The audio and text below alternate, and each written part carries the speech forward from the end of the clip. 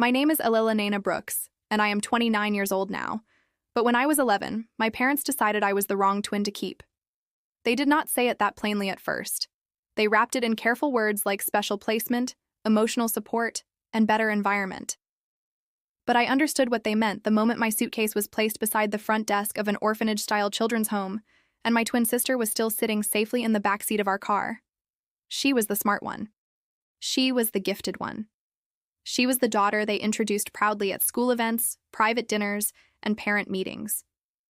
I was the one who froze during tests, drew stories in the margins of homework, and embarrassed them by being ordinary in a family obsessed with extraordinary.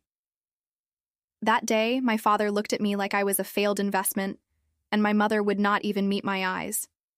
I kept waiting for one of them to turn around, hug me, and say it was all a mistake. They never did. Years passed. I stopped being the child they abandoned and became a woman they no longer recognized. Then one morning, they saw me on national television smiling under bright studio lights as people applauded the life I had built without them. Suddenly, they wanted to reconnect. Suddenly, they acted like they had always loved me, always believed in me, always been proud. So I invited them to dinner and told them I wanted to introduce them to my real family. But when they walked into my home and saw who had raised me, their faces fell in a way I will never forget. Before I tell you what happened after that, tell me what the weather is like where you are today. Is it calm, stormy, or does it feel like the kind of day when the truth finally comes out? I was born into a house where love sounded like a performance review. My parents, Richard and Meredith Hartley, lived in Palo Alto, California, and everything about our family was designed to look perfect from the outside. My father ran Hartley Gifted Institute, a private learning center for wealthy parents who wanted their children tested, ranked, coached, and polished into future Ivy League success stories. My mother worked beside him as an admissions consultant, the kind of woman who could look at a 6-year-old and talk about leadership potential like she was evaluating a business deal. To other parents, they were experts. To me, they were judges. My twin sister Serena was everything they wanted their daughter to be. She read early, solved math problems for fun, won spelling bees, and smiled politely while adults called her remarkable. I loved Serena, and I still believe she loved me. But standing next to her felt like standing beside a bright lamp while everyone pointed out how dim I was. I was not stupid. I just did not learn the way she did. Numbers blurred when I panicked. Timed tests made my hands shake. I could remember every detail of a story someone told me, but I could not always finish a worksheet before the clock ran out. While Serena filled notebooks with perfect answers, I filled the corners of mine with drawings, little characters, and scenes from stories I made up in my head. My father called it wasting paper. My mother called it avoiding reality. At dinner, they did not ask what made me happy. They asked what score I got, what Serena got, and why I had not worked harder. If Serena scored 98, they celebrated. If I scored 76, they looked embarrassed. Once my father tapped my report card with his finger and said, "Average is what happens when a child refuses to rise." My mother added, "Your sister carries the Hartley name. You are making people question it." I was 10 years old when I first understood that in my house, being loved was not automatic. It had to be earned, and Serena was earning it faster than I ever could. The worst part was that Serena never used her place against me. When our parents were not watching, she helped me with homework, slipped me snacks when I was grounded, and whispered that I was good at things they did not understand. But she was a child too. She could not protect me from adults who had already decided what I was worth. The year everything broke, my parents were preparing Serena and me for an entrance exam to a famous private gifted academy. They told everyone their twin daughters were both applying. They had printed brochures from their institute showing smiling children under words like excellence, discipline, and potential. Behind closed doors, I cried over practice tests until the paper went soft under my hands. My father said crying was manipulation. My mother said if I embarrassed them, I would have only myself to blame. Serena passed the exam easily. I failed, not by a little. I failed badly enough that the admissions director gently suggested I might benefit from a different learning environment, one with less pressure and more emotional support. My parents did not hear the support part. They heard failure.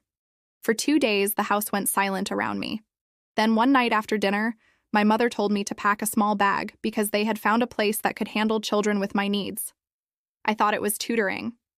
I thought maybe for once they had found help. The next morning, they drove me across the bay to a children's residence in Oakland called Harbor House. It was not exactly an old-fashioned orphanage, but to an 11-year-old girl watching her parents sign papers at a front desk. It felt like one. My father told the staff I was defiant, unstable, and impossible to manage. My mother said they had tried everything. I stood there with my backpack pressed against my chest, trying to explain that I was not bad. I was just scared. No one asked me what had been happening at home. My parents told me it was temporary, but their eyes were already gone.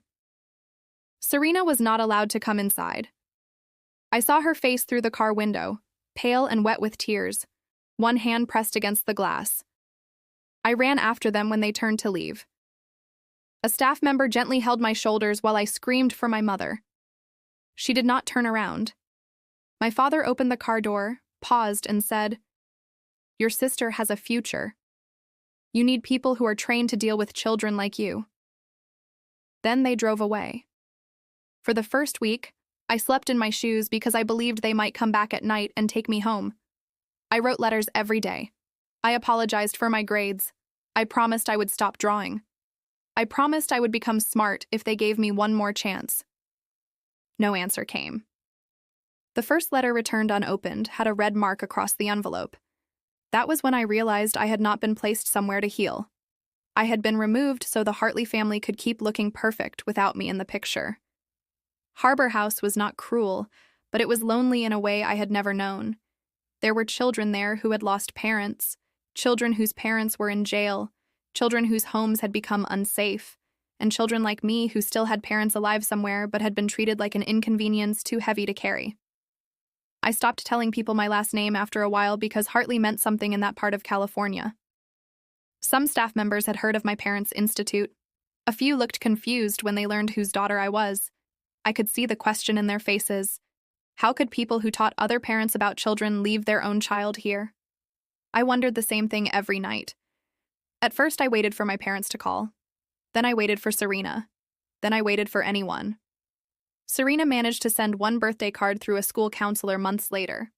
It had a tiny drawing of 2 stars inside and the words, "I am still your twin." I folded that card until the paper nearly tore because it was the only proof that someone from my old life remembered I existed. My parents were invited to meetings about reunification. They missed the first one because of a conference. They missed the second because my mother said Serena had an academic showcase. By the third meeting, their email was short and cold. They wrote that I was adjusting better away from the pressures of home and should remain in specialized care. Specialized care sounded cleaner than abandonment. Adults love words that make ugly things look responsible. I became quieter. I stopped asking when I could go home. I kept writing stories, but I hid them under my mattress because I still believed creativity was something shameful. Then one Saturday afternoon, a woman with silver reading glasses and a canvas tote bag full of picture books came to Harbor House. Her name was Ruth Brooks, and she volunteered with a literacy program for children in residential care. She did not ask me to introduce myself to the group. She did not force me to read out loud. She simply sat beside me at a table and noticed the corner of a notebook sticking out from under my sleeve. I braced myself for the usual lecture. Instead, she said, "Do you write stories?" I shrugged. She smiled like that answer was enough. "When you are ready, I would be honored to read one." Honored? No adult had ever used that word about anything I made. The next week, she came back with her husband, Miguel.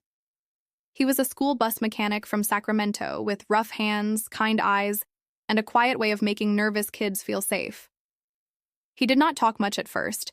He just noticed that the old cassette recorder in the activity room was broken, took it apart, and fixed it while we watched. Then he handed it to me and said, "Writers need tools, too." I used that recorder to speak my stories instead of writing them. And for the first time, words came out without freezing. Ruth listened to every tape. She asked about characters, endings, choices, feelings. Miguel built me a little wooden box to keep the tapes safe. They did not treat my imagination like a problem. They treated it like a door. After a few months, Ruth and Miguel asked if they could become my foster parents. I did not believe it at first. People visited Harbor House all the time and left. Wanting me permanently sounded impossible. The process was slow. There were background checks, home visits, court dates, and meetings where adults spoke carefully because they knew a child's whole life was being decided. My parents were notified.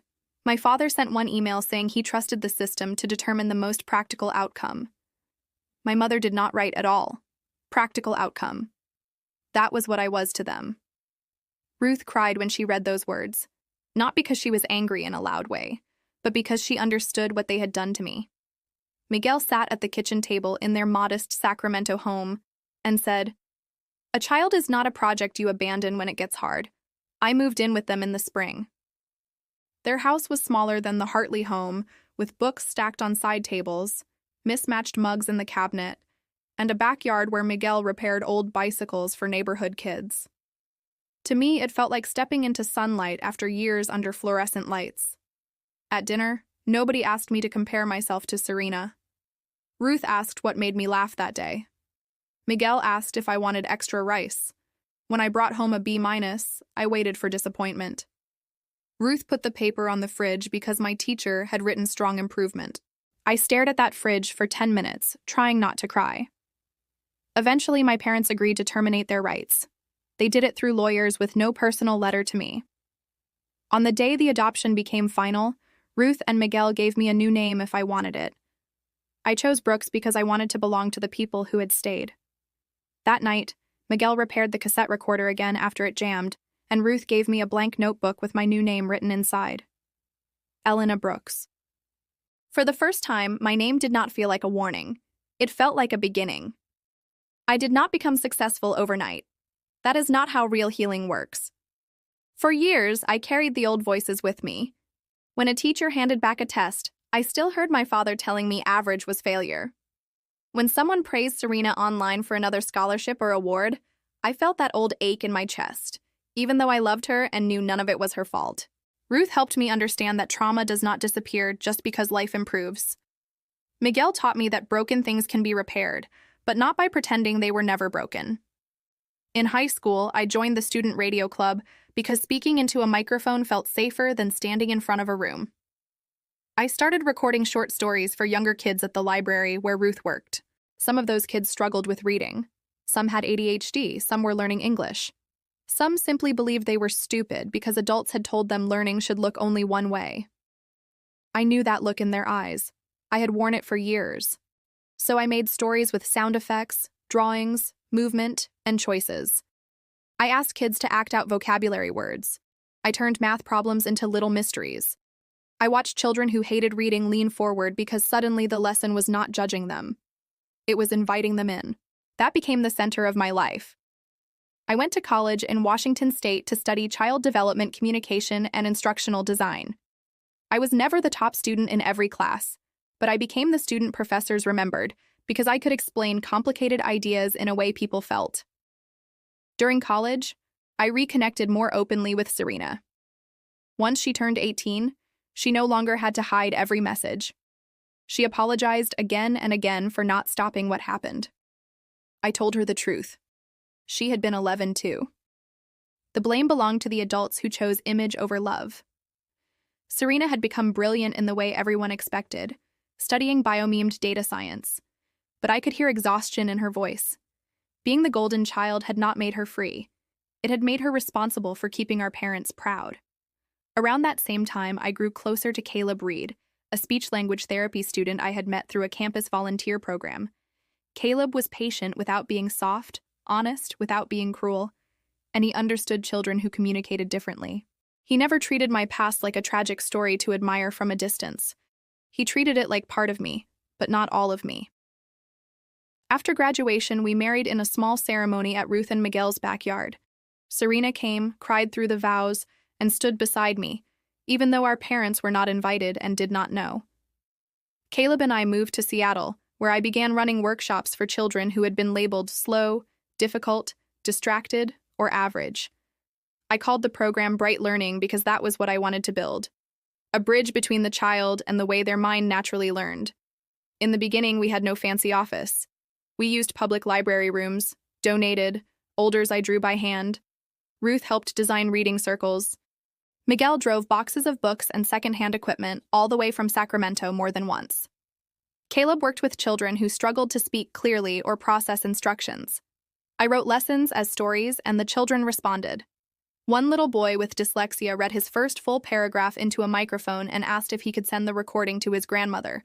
His mother cried so hard she had to sit down. Someone posted a clip online and it spread faster than any of us expected. Then a local news station called. Then a national education podcast. Then a foundation offered funding. Within 3 years, Brightbridge had become a real company with staff, school partnerships, scholarships, and a waiting list. I should have felt only proud. But success can be strange when the people who once threw you away are still alive somewhere pretending they made the right choice. Then came the morning that changed everything. I was invited onto a national television program called The American Morning Desk to receive the National Education Innovation Award. The host asked what inspired my work. I did not say my parents' names.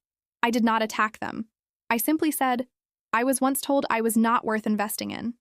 Then, 2 people taught me that every child learns differently and every child deserves someone who stays.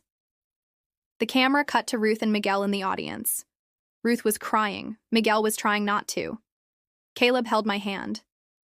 Across the country, millions of people saw me smile under the studio lights. And somewhere in California, my biological parents saw me too. For 18 years, they had not needed me.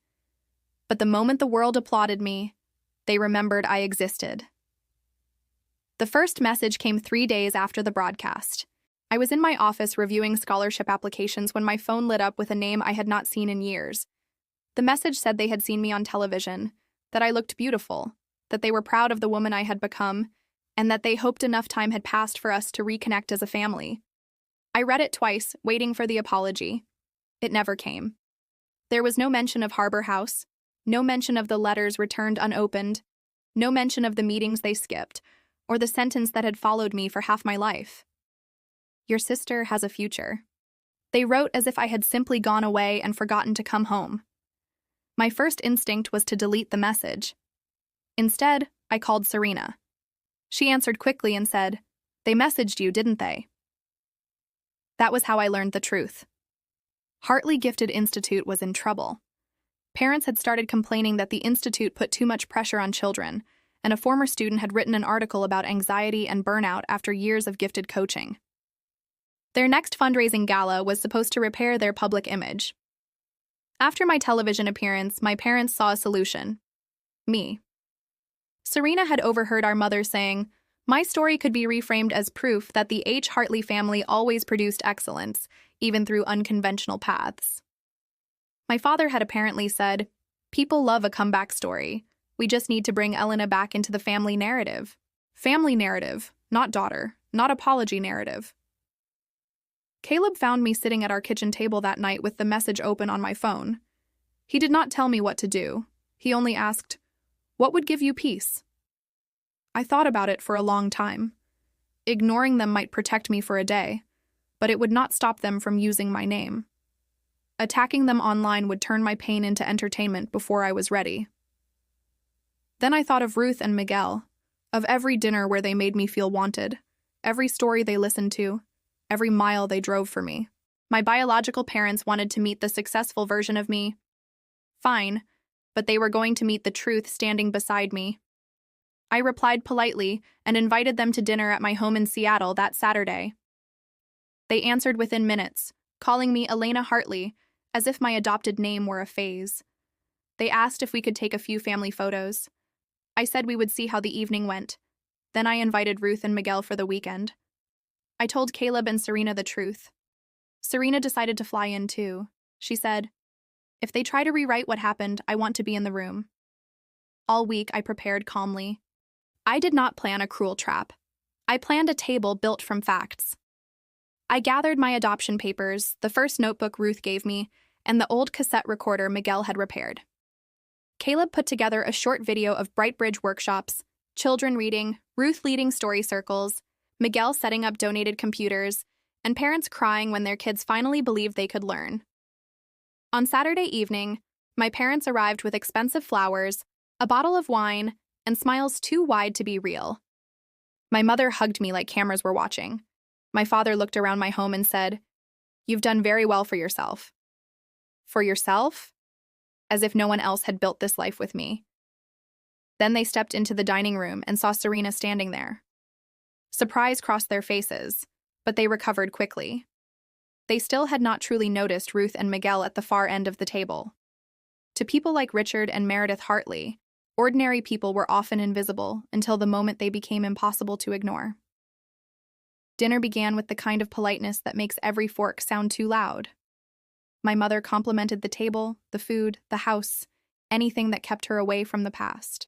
My father asked about Brightbridge like he was studying a business opportunity. How many students did we serve? How many states were we expanding into? Had we considered partnerships with private gifted programs? I answered simply and watched him calculate. He was not listening like a father. He was listening like a man measuring the value of a brand. Ruth sat quietly beside Miguel, hands folded, eyes moving between me and the people who had signed me away. Miguel looked calm, but I saw the tightness in his jaw. Serena barely touched her food. Caleb kept his hand near mine under the table, reminding me I was not alone. Halfway through dinner, my mother touched my wrist and said softly, "Elena, we have missed so much. Maybe this is the right time for healing. The world saw you on television. They should know your full story." I looked at her hand and remembered the last time I had begged that same hand not to let me go. "Which full story?" I asked. My father cleared his throat. "The story of a family with high expectations. The story of resilience. The story of how standards shape extraordinary adults." Serena whispered, "Dad, stop." But he continued, "We are planning a gala next month. Your presence could help families understand that success can take different paths, but it still begins with a foundation. A foundation." I stood up and picked up my glass, not to toast them, but to steady my hands. "You are right about one thing," I said. "Success does begin with a foundation. So before anyone takes pictures or tells the public a family story, I want to honor the foundation that actually saved my life." My mother's smile faltered. I turned toward Ruth.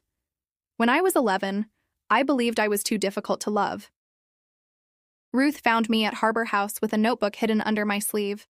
And instead of asking what was wrong with me, she asked if she could read my story. Ruth covered her mouth. I turned to Miguel. Miguel fixed a broken cassette recorder so I could speak my stories when writing felt too scary. He taught me that broken things are not worthless. They just need someone patient enough to repair them. Then I thanked Caleb for helping me turn pain into a program that gave children their voices back. I thanked Serena for loving me in secret when she was too young to fight the adults in our lives. Finally, I looked at my biological parents. "And since you told me you were proud after seeing me on national television, I thought tonight would be a good time for you to meet the people who actually raised me." My father's face hardened. My mother turned slowly toward Ruth, really seeing her for the first time. Recognition hit her like a slap. Years earlier at an education panel in Sacramento, Ruth had challenged my mother's claim that gifted testing could determine a child's future by age 6. My mother had laughed about it later, calling Ruth a sentimental librarian who confused kindness with expertise. Now that same librarian sat in my home as my mother in every way that mattered. My father recognized Miguel next. Years ago, Miguel had repaired buses for a school district that partnered with Hartley Gifted Institute. My father had once said in front of him, "Some people fix engines, some people shape futures." He had meant it as an insult. Now he understood that the man he dismissed had shaped the future of the daughter he threw away. "This is inappropriate," my mother whispered. "No," Serena said, her voice shaking. "What you did was inappropriate." My father stood halfway from his chair. "We made difficult decisions. You were unstable. We were advised." I opened the folder beside my plate and placed one printed email on the table. I did not throw it. I did not shout. I simply let the words speak. Serena is the child we can still invest in. Elena needs a different environment. My father went pale. My mother stared at the page as if strangers had written it. "I was a child," I said. "Not a failed investment, not a public relations problem, not a mistake you could hide until I became useful." Caleb pressed play on the video. The screen showed children in library rooms reading into microphones, drawing story maps, and learning in ways no test could measure. It showed Ruth beside a girl afraid to read. It showed Miguel carrying boxes of donated books. It showed me telling parents, no child is average when someone takes the time to understand how they learn. My mother began to cry, but her first words were not an apology. They were, "Do you know what this could do to us?" And there it was. Not what they had done to me, what the truth could do to them. I looked at her and said, "That is the first honest thing you have said tonight." They left before dessert. My father said I would regret humiliating them. My mother said Ruth and Miguel had turned me against my real family. Miguel stood calm but firm and said, "Real family does not abandon a child and return for the applause." My parents had no answer. They walked out with the flowers still on the table, their perfect story broken behind them. For one night, I thought it was over. I thought shame might do what love never had and make my parents quiet. I was wrong. The next morning, Hartley Gifted Institute posted a long statement on its official page. My parents wrote that their arranged daughter had invited them to dinner only to humiliate them, that they had spent years praying for reconciliation, and that I had been influenced by people who wanted to separate me from my biological family. They described themselves as heartbroken parents punished for making difficult choices during a challenging season. They did not mention Harbor House. They did not mention missed reunification meetings. They did not mention the email about investing in Serena. And they did not mention that they had contacted me only after a national television appearance made me useful to their reputation. Then they made their biggest mistake. They tagged the television program, education reporters, and sponsors connected to Bright Bridge. They thought public pressure would scare me into silence. Maybe the 11-year-old version of me would have panicked. The 29-year-old woman they no longer recognized did not. I waited 1 hour, called Ruth, Miguel, Caleb, and Serena, then wrote a response. It was short, calm, and documented. I did not insult them. I did not exaggerate. I simply told the truth. I wrote that I had been placed at Harbor House at 11 after failing to meet my parents' academic expectations. I wrote that Ruth and Miguel had fostered and later adopted me after my biological parents chose not to participate meaningfully in reunification. I wrote that I respected every child's right to privacy, but I would not allow adults who abandoned a child to publicly claim credit for the adult she became. Then I posted one sentence people repeated more than anything else. I was not raised by high standards. I was rescued by consistent love. Serena shared the post and added her own statement. She wrote that she had been the favored twin, that she had benefited from the same system that harmed me, and that silence had protected the wrong people for too long. Her words mattered because my parents could not dismiss her as the difficult child. She had been their proof of success, and now even she refused to perform for them. The reaction was bigger than any of us expected. Parents who had paid Hartley Gifted Institute began asking questions. Former students shared stories about panic attacks, pressure, and being treated like projects instead of children. One sponsor withdrew from the gala. Then another, a private school, canceled my mother's talk on raising resilient children. My father stepped down from an advisory board after reporters asked why a man who coached parents on child development had permanently given up one of his own daughters for failing to perform like her twin. They were not destroyed by lies. They were exposed by the truth they had spent years decorating. A week later, my father messaged me. It was not an apology. He said I had damaged the family name and should remove my post. My mother sent a separate message saying she hoped I was satisfied. I looked at those messages waiting to feel the old hunger for their approval. It never came. I replied once. I hope one day you understand that children are not investments. They are people. Then I blocked them. Serena did the same a month later. Not because I asked her to, but because she was tired of being loved only when she made them look good. She told me something I will never forget. They called me the smart twin my whole life, but they never taught me how to be happy. That was when I realized both of us had been trapped in different rooms of the same house. Mine was rejection, hers was expectation. Neither one was love. Bridge received more attention after the truth came out, but I refused to turn my pain into a brand built on revenge.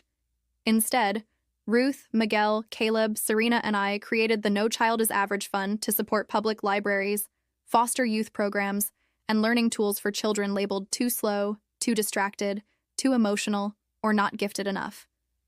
At our first fundraiser, Miguel wore the same old work jacket he always wore. When I thanked him and Ruth on stage, he shook his head and said quietly, "We did not raise a genius. We raised a child. That was enough." And that is the lesson I want people to carry from my story. A child's value is not measured by test scores, awards, scholarships, or how proudly adults can show them off. Real education is not about forcing every child to become impressive in the same way. It is about patience, understanding, and helping each child discover how their mind opens. Real family is not always the people whose blood you share. It is the people who stay when you are scared, listen when your voice shakes, and believe in you before the world claps for you. My parents came back because they saw my success. My real family loved me when all I had was a suitcase, a broken heart, and a notebook full of stories no one else wanted to read. That is why when people ask whether I got revenge, I tell them the truth. My revenge was not ruining my parents. My revenge was becoming impossible for them to rewrite. Our team is always working to create original stories that bring strong emotions and important life lessons to the audience. The story fictional and made only for entertainment and educational purposes. We hope it encourages viewers to stop shrinking themselves for people who only notice them when they need something.